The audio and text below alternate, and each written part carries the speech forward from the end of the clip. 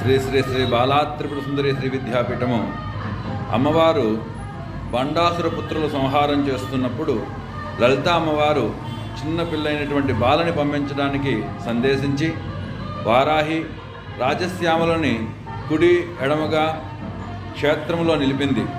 అప్పుడు అమ్మవారు చిరుమందహాసం చేస్తూ ఆ రాజశ్యామల్ని వారాహిని ఇద్దరిని కూడా ఆపివేసి బుడిబుడి పాదములతో నడుస్తూ పాదాలు కదులు మాత జగతి కదిలింది.